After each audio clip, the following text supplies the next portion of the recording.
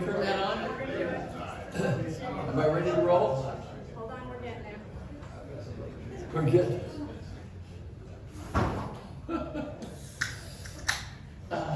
Well, thank you very much. It's been fun talking to you. Actually, that's part of the presentation. That's my brain now. Do not direct at me any sentence that ends in a question mark. Just. It's coming, it's coming. So is Christmas.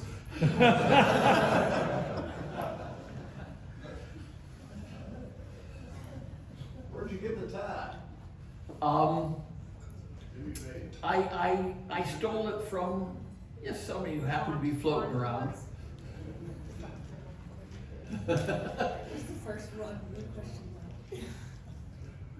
There you go. Oh, yeah, go. Okay, here, no, here, I'll get it. There. Okay, we good? Yeah, we're ready to roll. Visual back there, guys? Okay, good. You're good to go now. Okay, Lights? Got 'em. lights, Yum, coming. camera, action. I'm from the sovereign state of Michigan. Yay. Although I was born in New York, and I, for a while, lived next door to Glen Miller in Westchester County.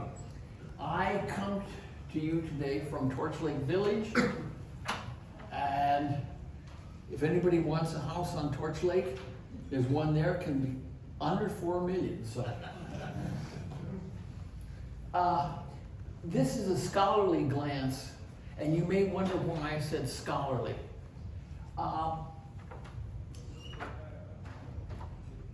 If you plagiarize, as Tom Lehrer said, plagiarize, that's why God made your eyes. You steal the works of one. Scholarship, however, you steal the works of many people. And I have stolen the works of many people and put together a fairly detailed history of something or other.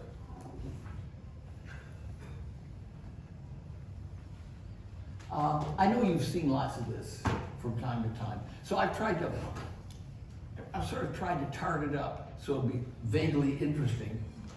The alternative, however, is no good. That's me a long time ago. It's either this or me talking about neurophysiology, say the mesencephalic nucleus of the trigeminal nerve. Yeah, you probably don't want to hear about that. We learn from history that we don't learn from history. That is an example of Bertrand Russell's paradox. Because if we learn that we don't learn, then we learned something. So, given that that is a paradox, perhaps we can learn something about history. The early, at the start, orthodontics was just something that some dentists did. And the deal was, here I can go back, up until 1728, you worked under a master, you learned what he or she had to teach, and that was it. But once you got books, then that changed everything. 1728, wait a minute, going back here. The first influential book on dentistry was 1728. I'm not going back to Eber's Papyrus, I'm not going back to Egypt. 1728. The surgeon dentist, and he used ivory bandelettes tied in with waxed raw silk. And you may be interested in this. If that didn't work, he just moved the teeth with pelican forceps. Okay.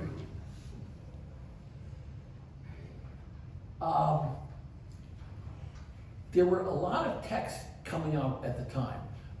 For example, Pfaff's book was the first German dental text, and he made plaster of Paris models from wax impressions.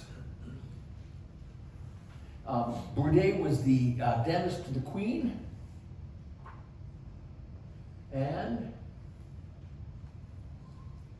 the interesting thing is, if it was anterior crossbite, i.e. a class 3, he would extract upper fours and use the lower lingual arch contraction arch. If one canine was blocked out, he would extract both upper fours for symmetry. And for bimaxillary protrusion, he would extract 4 bicuspids.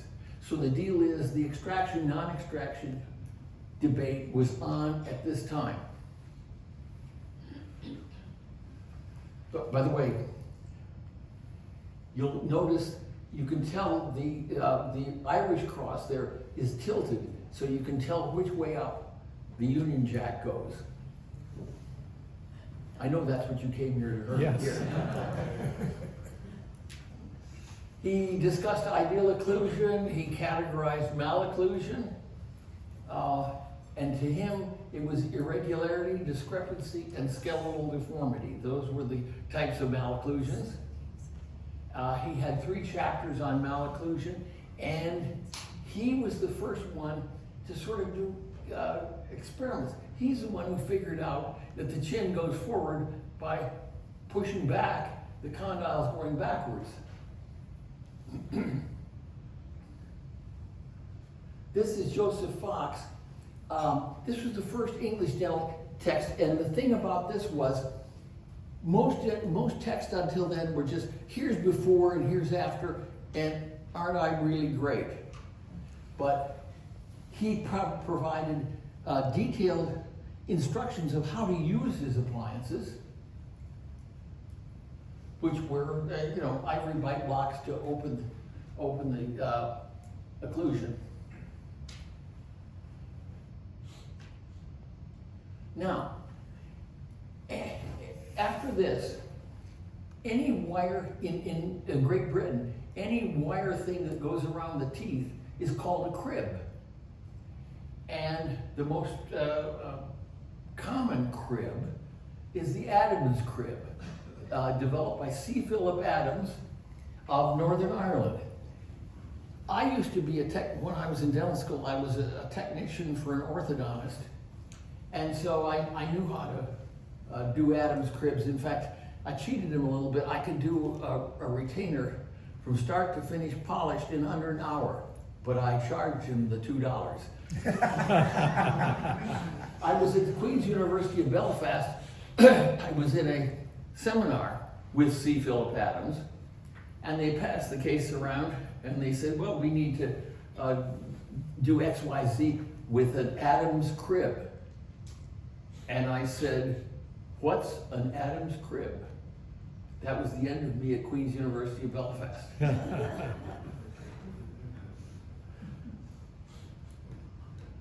This was the first orthodontic text about regulating malocclusion.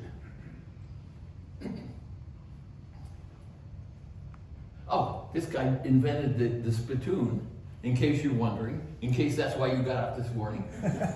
And he used gingival incisions to speed up eruption. Oh, this is a good one. Thomas Bell, he opened the bite, but the reason he practiced dentistry so that he could get enough money to publish his book on turtles. And there it is. And for some reason, I thought you would be interested in translating what it said.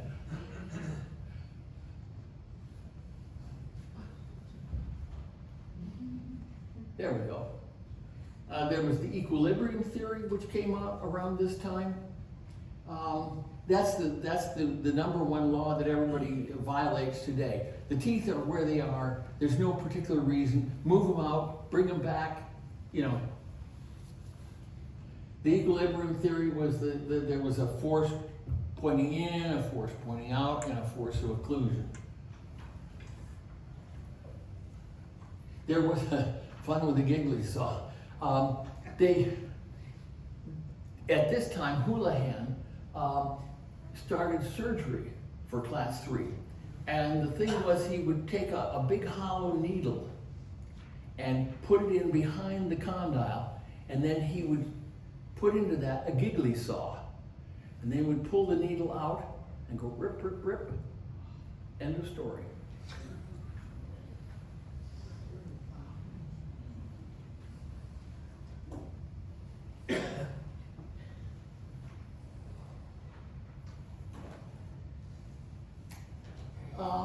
We're getting into an area now where it's starting to look like some sort of regulation, orthodontics that we would understand.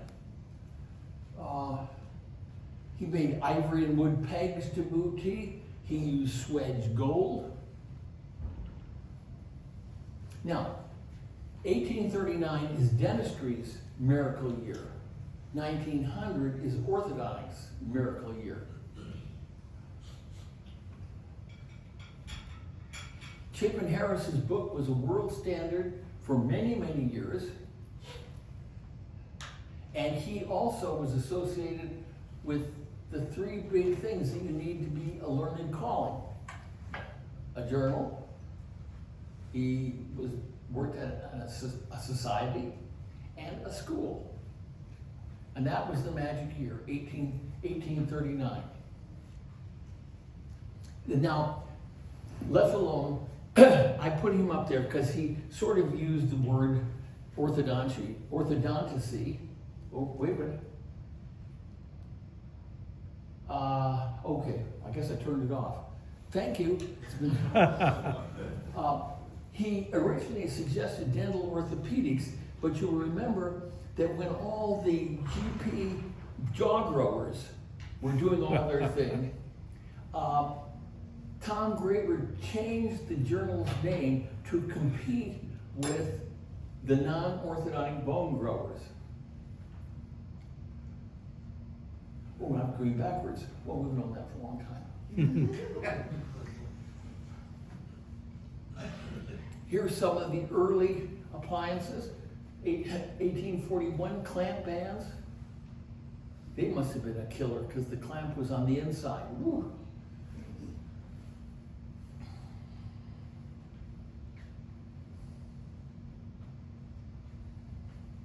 This is kind of interesting. Angel had a pallet splitter, and the deal is he would take a dime, and it took me a long time to find a picture of a dime that was earlier than 1860, and the deal is he would cut a notch in it, and then that dime became a wrench to adjust the pallet splitter in the mouth.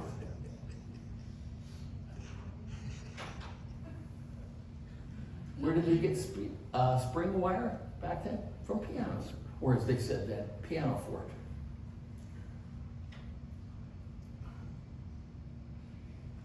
Actually, strangely enough, even back then, it was considered sort of improper to state that one of the reasons to have your teeth straightened was to look better. Because everybody would say, oh, it's a medical necessity, you'll get this and you'll get that, and if we don't fix your teeth. But the deal is, Marvin was the first one to say that the purpose in orthodontics is to make you look better. Norman William Kingsley. Now, he would take a magnifying glass and burn portraits into wood. He really was a genius.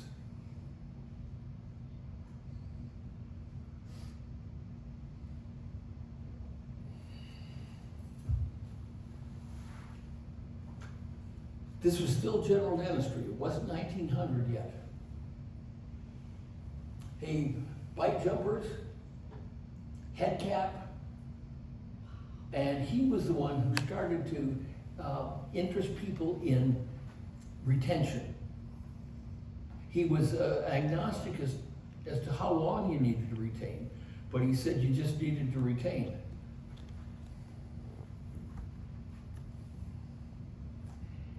This supposedly was the first integrated system which consisted of a whole bunch of jack screws.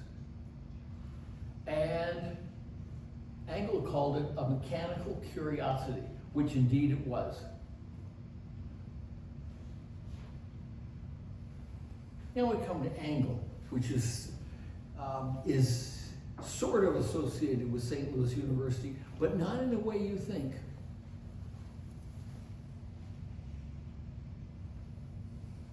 He was born in Pennsylvania. And interesting enough, his house is still occupied where he was born, right there. He apprenticed at the Pennsylvania College of Dental Surgery, and he went into practice. And as an aside, I thought maybe he had been a classmate of Doc Holliday, but Doc Holliday graduated in 72, Angle in 76 to 8. He went into practice, but acute pleural pneumonia, which they called it at that time, tuberculosis, sent him off to Minnesota, which was the West at that time, in order to get fresh air. Then he and his brother went to Montana Territory, and their idea was to corner the Montana sheep market. Interesting idea. But the winter of '82 killed all of his sheep, killed them all. He had to go back to Minnesota, and he never spoke to his brother again.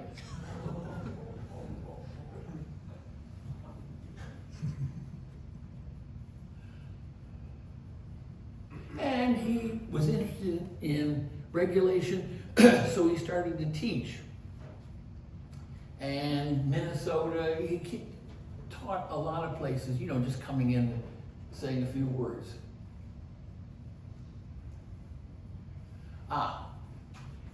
He was married in March of 1887 to the sister of his machinist, the guy who made his appliances.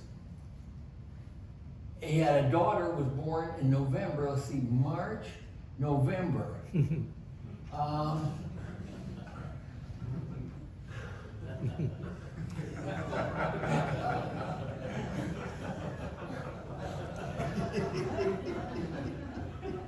That was the only known picture of his daughter, whom he named Florence Jr., after his wife. She died alone in New York. Oops, wrong direction. Alone and single in New York. He never went to do anything for her. He hired one Anna Hopkins, and I was lecturing one time in Japan, and I said to the translators, if you can translate this word, you are geniuses. And my God, they did. It's a slave with secretarial duties, is amanuensis. She typed all of his letters on what's called India paper, and there were carbon copies of all his letters. And when Angle died, they tried to get rid of them, but some of them migrated to Oregon, and the head at Oregon went to New Zealand to be a dean. And I went to New Zealand, and they said to me, hey, we got these old things from Angle, do you want them? The answer was yes.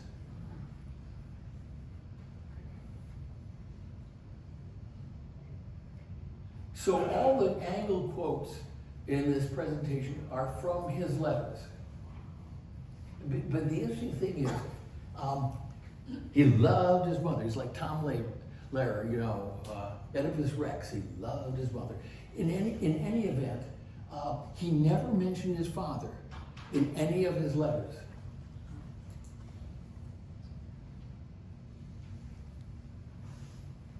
He talked about his domestic hell. And he was, you know, he didn't write out the word hell. It was H, asterisk, asterisk, L. He said that domestic hell is one of his chief structural ailments. And so his solution to this domestic hell, he left his wife and daughter and moved to, as we say in the East, Missouri, or in the West, Missouri. In Missouri, they used to have two sets of campaign documents in which the spelling of the pronunciation was different. So he moved to Missouri with Anna Hopkins. And back here, back then, St. Louis University was Marion Sims School. Marion Sims School of Medicine.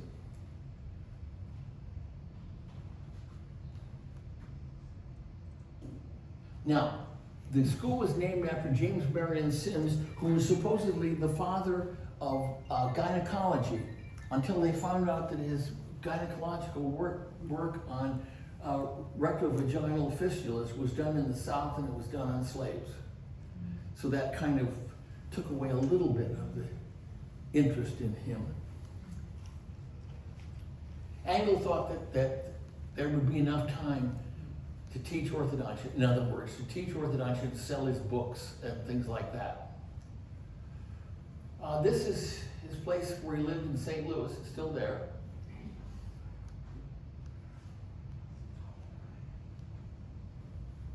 There's his amanuensis with him. Dr. and Mrs. Suma, the one, secretum apertum was his idea of the perfect occlusion. It came from a Native American place over in Illinois. It was in a big mound. And the people who found it were living there. And also one William J. Brady.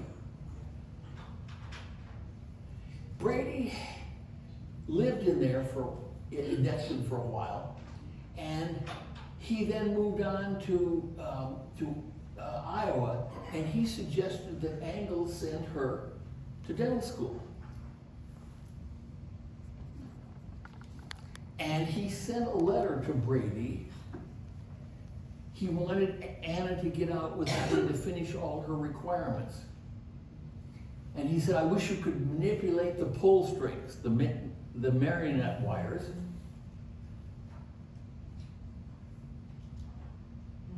So people don't realize that she got her doctor's degree at Iowa. She was Dr. Anna Hopkins Angle. Angle was, he was probably a mother's boy, sort of. He waited till his mother had died before he got a divorce and married Anna Hopkins. There they are.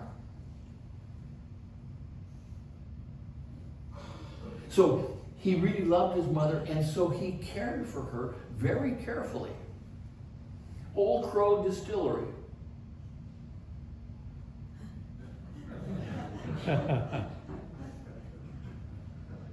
Oh, wait a minute. Wait. Go back. Old Crow whiskey. Oh, now what time is it? 35. Okay. This is a timing slide, and this tells you exactly when I figured out I wanted to go into orthodontics. Because I had sevens on one side and crossbite. The guy put on 2 molar tubes and charged my dad $105 in 1949. I had seen God.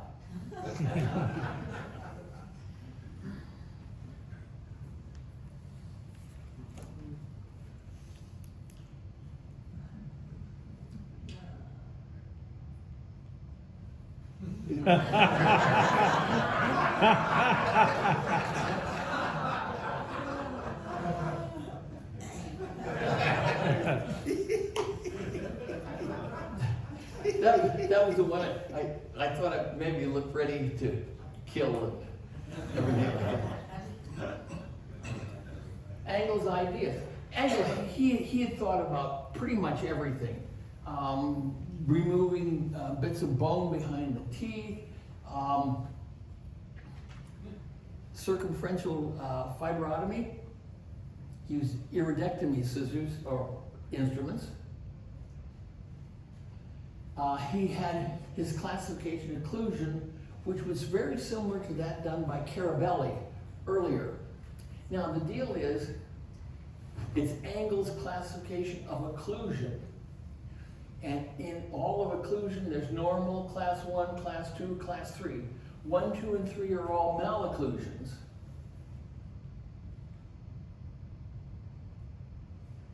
So class 1, class 2, class 3 are malocclusions.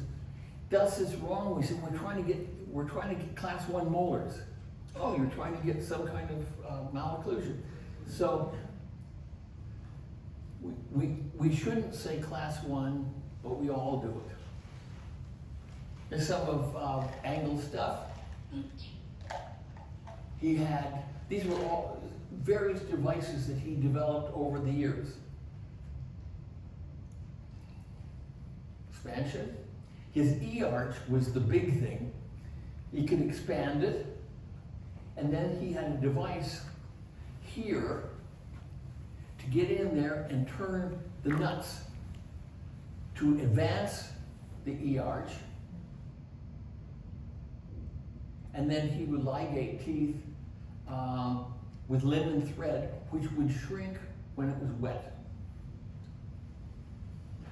Now, it's an interesting thing. He wanted something on his E-arch that would allow him to make ties, to move the teeth around.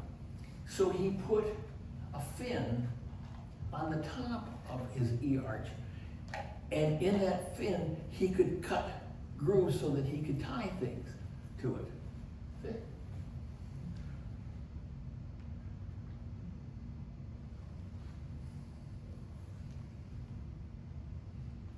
I just put that up to remind you that even the most optimistic person has never been able to even argue for more than a millimeter or two from all the modern types of appliance.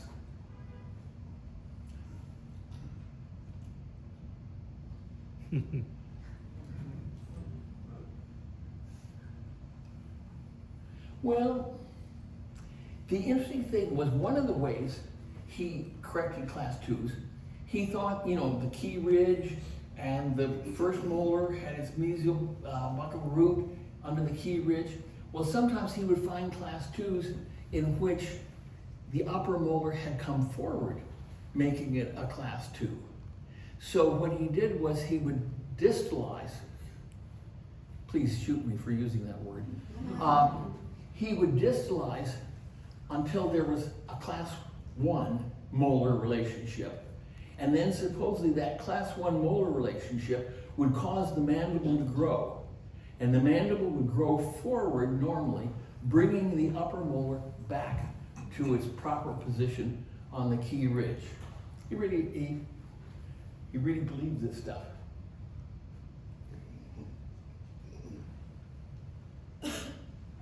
No class 2 elastics. And here you learn more about Angle. He hated Calvin Suveril Case, a Michigan graduate. They argued over extraction versus expansion, and the deal is it's either more bone or less tooth. Simple as that. Class 2 elastics were invented by Case, and because they were invented by Case, Angle would not use them, would not use anything invented by Case. But then he discovered that there was a Boston dentist by the name of Baker who may have used an elastic to bring his son's canine down. And people heard about that, and they then started to call the use of elastics Baker anchorage. And once the name changed, no problem. Angle started using.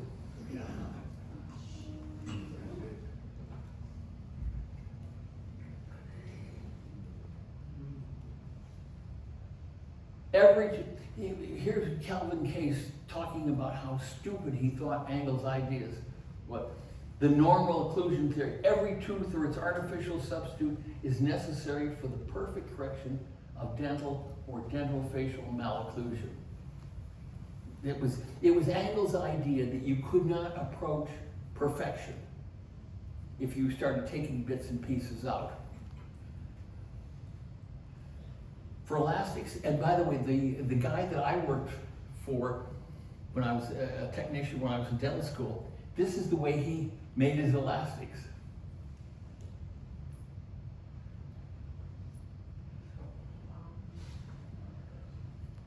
And so that's how you got elastics of different sizes.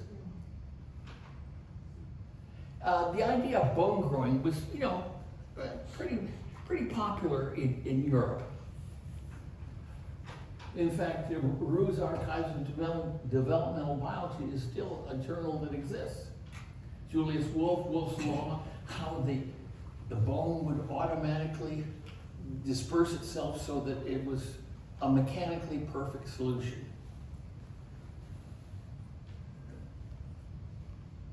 So this was another one of Engel's methods. The mandible would be dragged forward, the idea being that that would cause growth.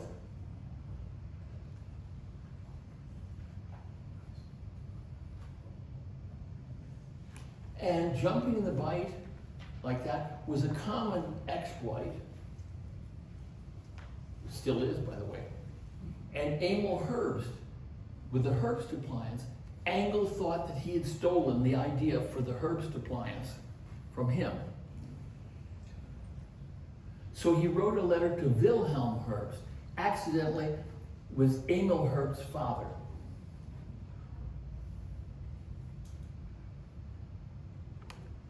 Why are you a copyist of my appliances? And a bad one, a very bad one at that. That's my class. You did that. Baldy also, yeah, our class did that.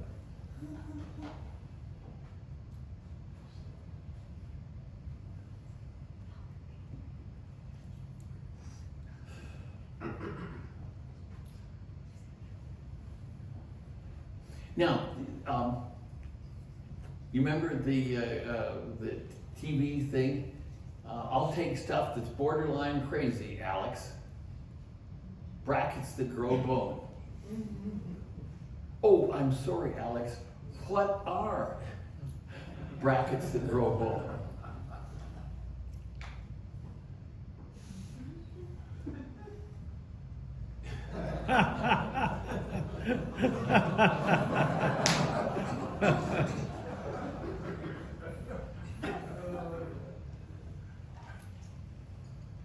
By the way, I was ordered to take sensitivity training at I forget what. Oh yeah, it was St. Louis, and I told them that they needed to get a proctologist to deal with that situation.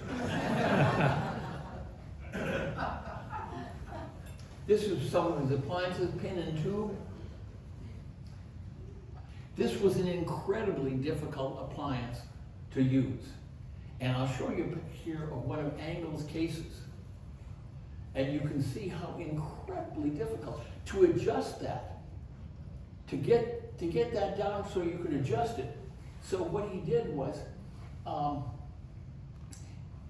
the tubes, he would cut a window in them so that he could just bring the arch wire down a little bit, adjust the pin, push it back, and up. And there's an example of one of his windowed appliance tubes. We had lots of people who were growing bone.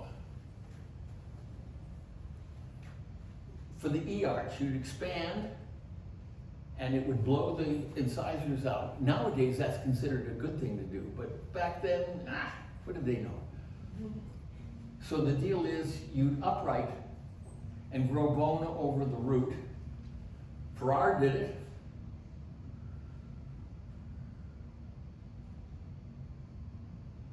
Case did it. And now we come to the tricky bit. There was, oh no, that's a different thing. This is the ribbon arch. Gold. It was machined at the end, had a screw at the end, held in place with a brass pin. And now, if you learn nothing else from this letter, from this message, you know where the term edgewise came from, why they call it edgewise. This is some of Engel's drawings, trying to figure out edgewise. He called it the best in orthodontic mechanism.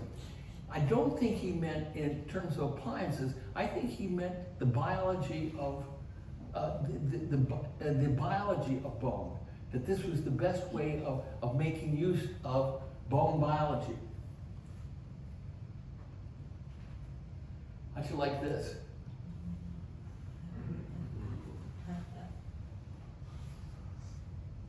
This was a practice in Missouri, and the interesting thing is that was his idea of the most beautiful face, yet secretum apertum, the secret revealed, could never have produced that.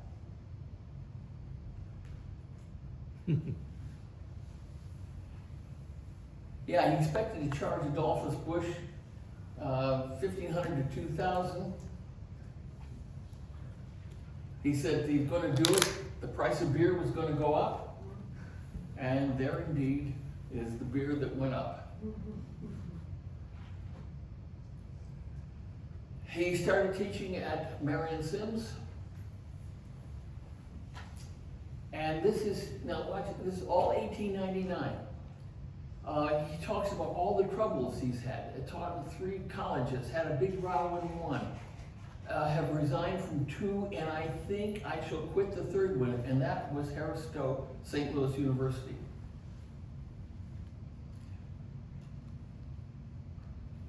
At that stage, he decided that orthodontics could never be treated, or orthodontia could never be taught in a university. Never be taught in a university. He decided to give a series of short lectures. They were extremely successful, and their success led Engel to an important decision. November 7th, 1899, Dean, Marion Sims Medical College.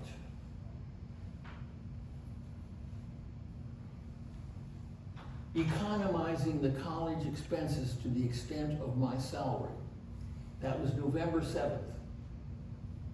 November 8th, Dean, Marion Sims Medical College,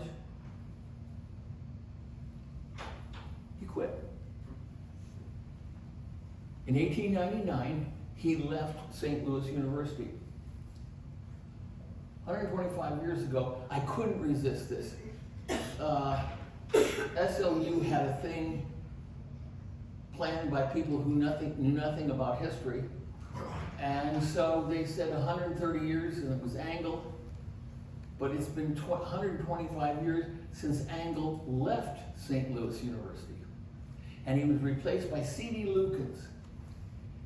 And for those of you who remember in the clinic, there was a picture of Engel, and next to him was some guy. Well, that some guy was C.D. Lukens, whom Engel repeatedly sued for patent infringement. However, Lukens invented the eyeless surgical needle, and suddenly orthodontics was no longer a concern for him. And in fact, when I was a dental student at Michigan, we used all Lukens surgical equipment.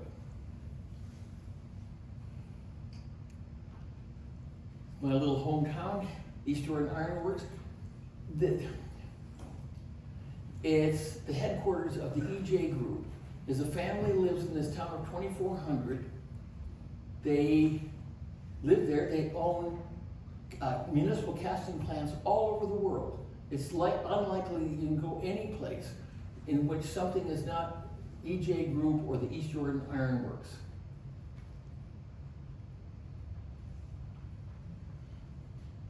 And that's the symbol of the EJ Group. Now I said 1900 was the miracle year for orthodontics. The tripod of orthodontics. You know, tripod's a 3-legged support. You have the school, the society, and the journal. Let's take a look at the school. Because of the great success of his lectures of 1899, in 1900, he opened his school, the Engel School of Orthodontia. And the interesting thing is he really thought it was a medical calling. He really did. In fact, he said it was open to MDs to come in and learn how to regulate teeth.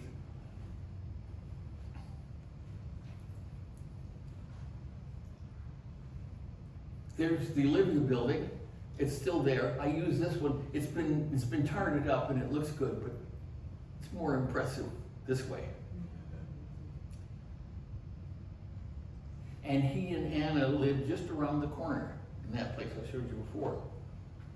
Angle School of Orthodontia, lots of important people. Then he went to Larchmont, New York to recruit wealthy patients. And then he went to Connecticut. And then, for health reasons, once again, he went to California, to Pasadena. He actually, quite aside from his health, he'd been planning the move for a long time, and there's his house in California was designed in the East in 1913, Los Angeles, California, for Dr. Edward H. Angle. So he had a house designed long before he went there. There's the house. Interesting enough, this is Angle's fireplace, and he had this Teddy Roosevelt thing. And I found one of those. It's only $1,000, and I realized as you get old, you gotta give stuff away. So I gave it away. And it was done by the same guy who did the End of the Trail and the Buffalo Nickel. Now, when he was in California, there was one James Angle. He was not related to Edward Hartley. He was a graduate of the Dewey School, and he was killed in an earthquake of 1925. In Cleveland, I saw a copy of the telegram that was sent to Cleveland to tell them that James Angle had been killed in the earthquake. He wanted Angle to reopen his school, and so he did. And the students built a school for him with the money from their 20th patient. And there's the school, it's still there. People live in it. There was the Dewey School, Martin Dewey, who had an incredible, in the old days, all the orthodontists in Latin America had gone to the Dewey School, because that existed until way after the Second World War. It was 6 months in length, and it gave a really, really nice diploma. And so, for example, he had Milo Hellman, Joe Johnston, George Crozat, Warren Oliver, a lot of really, really great people. I remember I was on a lecture one time with a Crozat guy in front of me. And he went through all the things, and someone in the audience said, "Doctor, what do you think of stainless steel Crozats?" And he said, "I have, in my day, seen many fine appliances constructed in their entirety of 18H stainless steel. However, it is my experience that these appliances have very little value in my safe deposit box." He was from Alabama. What? He was from Alabama. Was he? What was his name? I'm trying to remember. He's from Birmingham. That's a strange name, but anyway. Then there was the International School of Orthodontics, Ben Lisher. He was from WashU.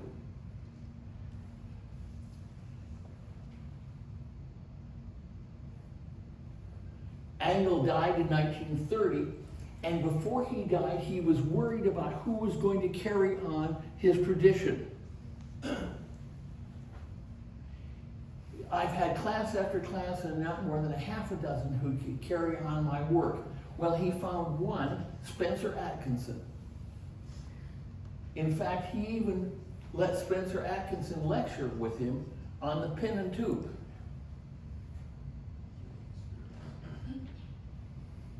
Spencer Atkinson, now this is a thing, especially for Case Western Reserve people. Spencer Atkinson had a collection of, oh, I don't know, 1,000 skulls. And when he retired, the dean came in and threw them all out. I think he sent them to Mexico. The problem is that Case Western Reserve is the cephalometric stuff. Will a dean come in and say, what have we got all these x-rays for? Let's get rid of them.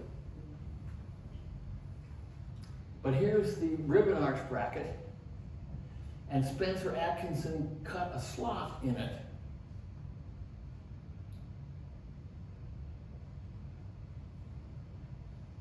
And by cutting a slot, having an arch wire and a lingual arch,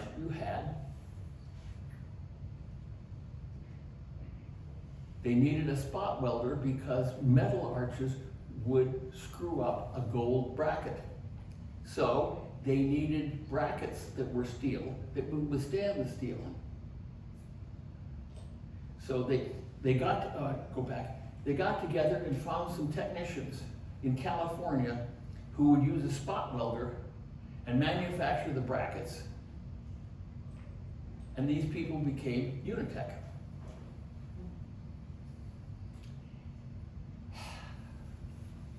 Angle was always feeling betrayed. He closed the school immediately when he found out that his chosen successor had violated their relationship. One of his former students, George Hahn, rented a building and gave the last Angle course. Tweed was one of his students, and there it is.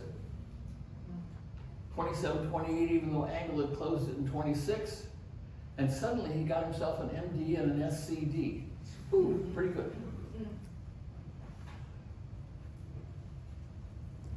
Journal.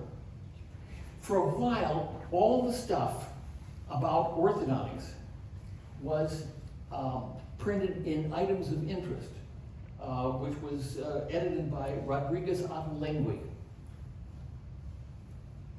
He's a very famous short story writer. You can still buy his shorts, The Aztec Opal, for example. And he published the Proceedings of the American Society until 1915, and along came Martin Dewey.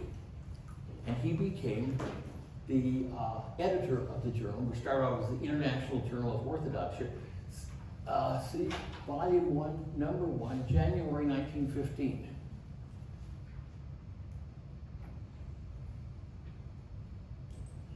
I hope this is slide 132. Who is that young guy? The society. See all these ghostly appliances? No matter how crazy, our problem is that no patient ever dies. There is never a day of reckoning. There's a day of reckoning in regular medicine. It's the wrong treatment, the patient up and dies. But nobody in orthodontics ever dies. Everything pays the bills, so hey, let's have a good lunch.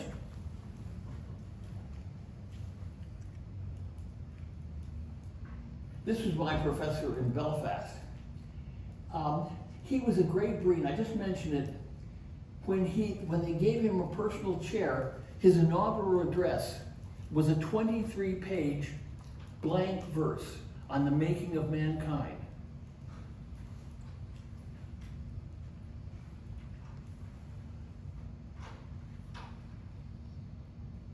So here's one of the things from his inaugural address.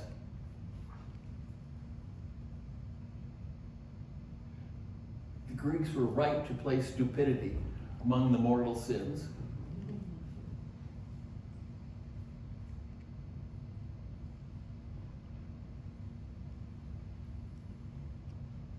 And so we have to be careful of phony societies seeking to top tables.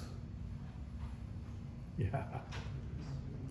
And you think I'm kidding? You can look up Ricketts Nutritionals. It still exists. There's somebody using his name and they're selling crap to make you happy and healthy and wise.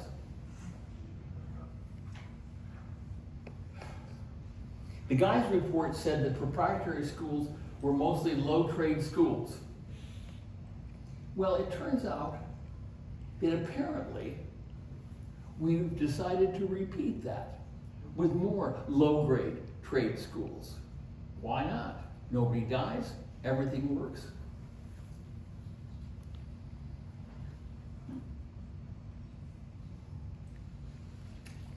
June 10th, the Society of Orthodontists, Angle and 10 students. Angle was the first president. Changed the name in 1902, and in 1903, Anna Hopkins was named secretary.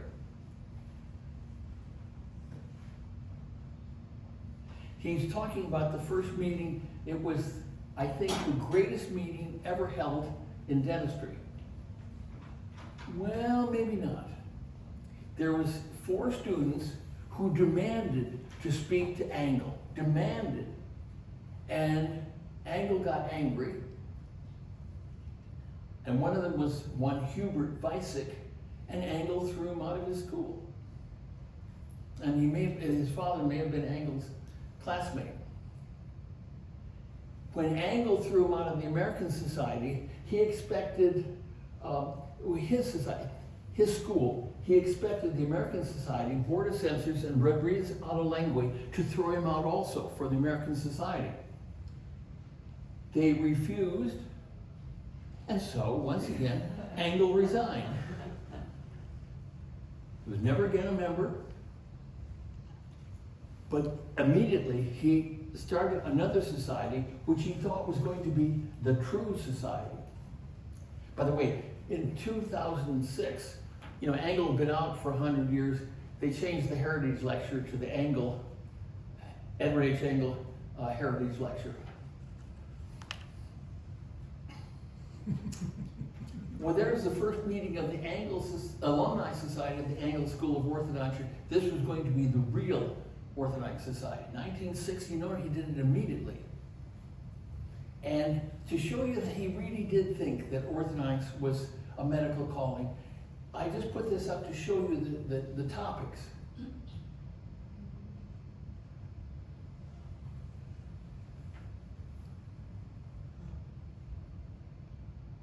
See, he really did think that this sort of stuff is what we needed.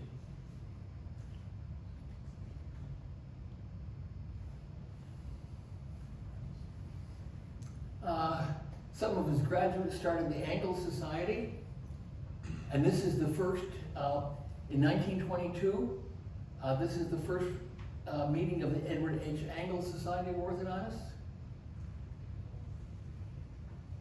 But he got sick of that too. He said he resigned from the society. I'm truly glad to be out of it. They will not, see, he was serious. They will not study and have made no progress. Some of his associates reorganized the society, started the Angle Orthodontists, and the first editor was, ready? Anna Hopkins Angle. Who, by the way, people forget, it was Dr. Anna Hopkins Angle, because she had gone through Iowa, sort of.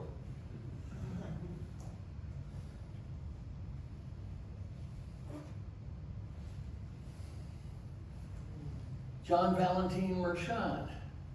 He developed half-round posts and half-round tubes so that you could have a fixed removable lingual, and then you put on a labial arch and you have labial lingual. And we see down there, that was my hand 50 years ago. We had the first recordings, you couldn't edit them. So they just turned it on and you just kept going.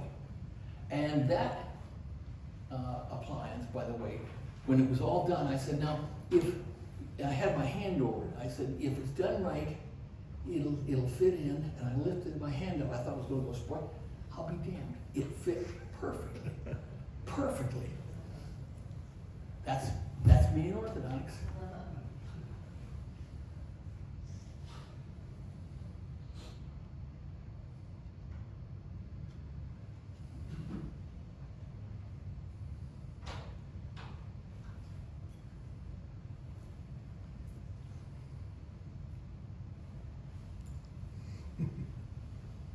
I hate to say it, but my training was in labial lingual and twin wire.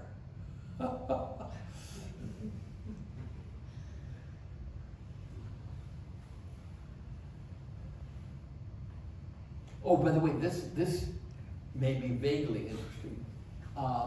Percy Raymond Begg's godfather was Herbert Clark Hoover, who was an engineer. He was in the Coolgardie gold fields as an engineer.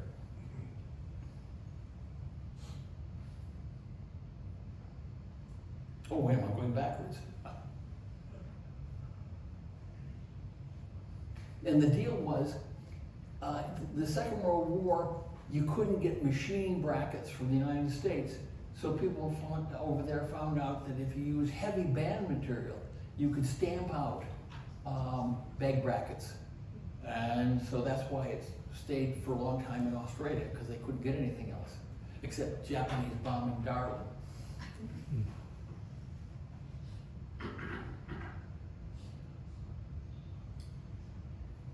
We have the Norwegian system, functional appliances, growing jaws for fun and profit. And now we're getting sort of the end of my tenure.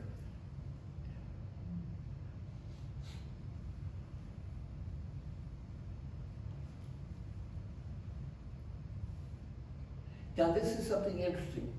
This is Engel's book. And now you notice he had a 5th edition in 1899 and a 6th edition in 1900.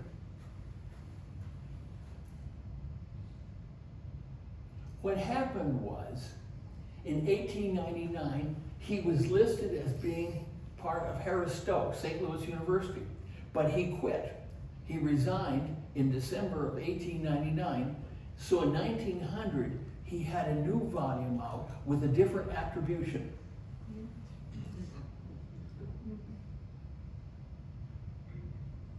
His new attribution was Missouri Dental College, which was Washington University.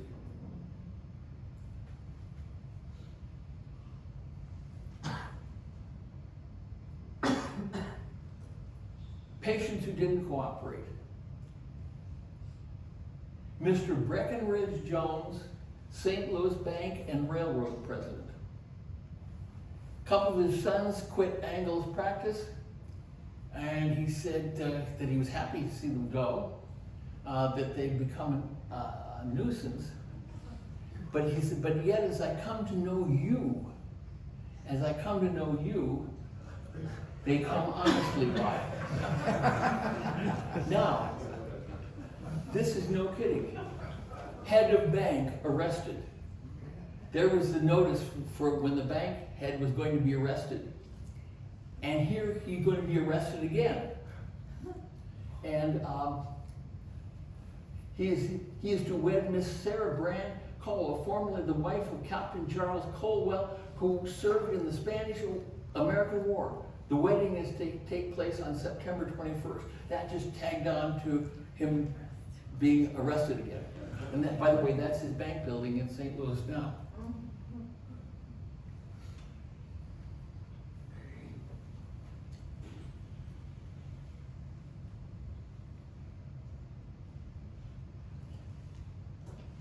I have read your book, and I am more and more convinced that you are a fool. Yours truly, your old teacher and benefactor.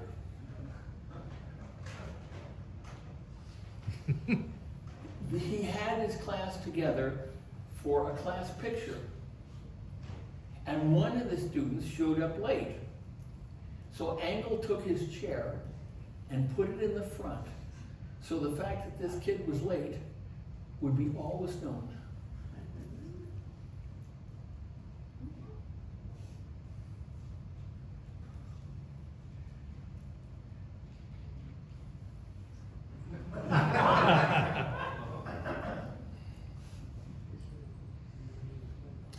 We are all Engel's descendants. He had 183 students, and these are the people who came from it. your humble servant, and Yeah.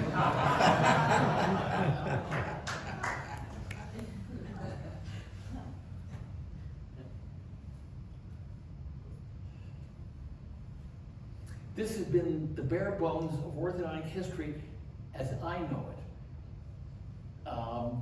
Tooth positioners, Invisalign, stuff like that, I don't know anything about it.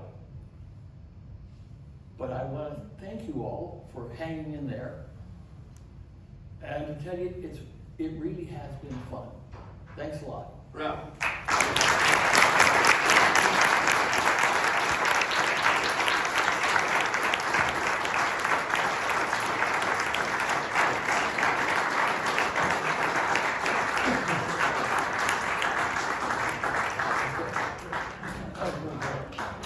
Don't anybody go anywhere.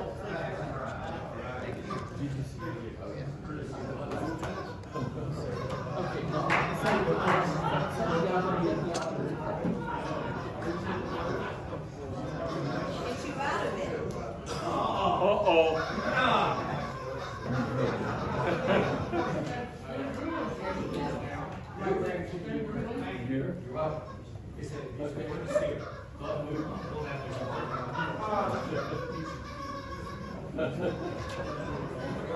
This is not my fault.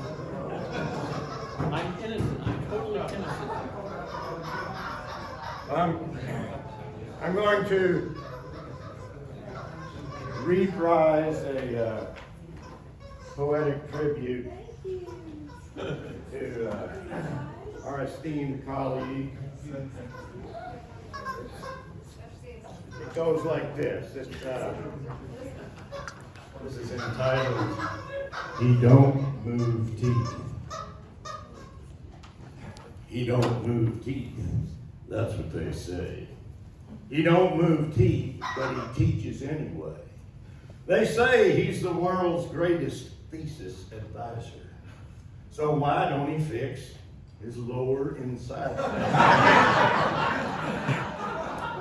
He don't move teeth, so what do he know? He ain't in a booth at the AAO. He don't move teeth, he ain't selling no appliance. He ain't about commerce, he's about science. If you ask him, what appliance should I try? He say, you asking me how, answer me why. Before you buy the latest hocus pocus, why not start with a diagnosis? And when you map a route for the teeth in the face, why not use a method with an evidence base? And if your evidence comes from a smooth operator, the plural of anecdote ain't data. You told me that. Well, he don't move teeth, so what do? He don't debate 018 or 022. He don't move teeth, says he can do without it. There's a chair in his lair where he thinks about it. He thinks about more than just the teeth. There's a whole world of science underneath. But what makes him think about what's below? Why do he dare where others don't go? Dublin is for poets. Paris is for lovers. East Jordan, Michigan got manhole covers. He don't move teeth, but he got friends. The kind who value a Mercedes-Benz. He says a problem doesn't interest him unless it's hard. That's why he's got English sports cars in his yard. That's a true They're all fact. gone now. Okay. Darn, you should have told me. You know, he's got a wife. She's worth seeing. She ain't white trash. She's European. He don't move teeth, but he and Jesus agree. Seek ye the truth and be set free. Now, he ain't here to cause a big fight. He just wants to make sure we know what's right. He'd rather be right than rich. Now, if you play loose with the facts, his pulse will quicken. He might get out. The rubber chicken!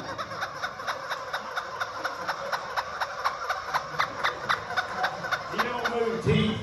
Yes, it's true, but he sure done a lot for me and you. Now, Professor Einstein never traveled at the speed of light. But Lysle moves teeth in his mind, and that's all right. So, Lysle Johnston Jr., we got something to show you. Lysle Johnston Jr., we're proud of you.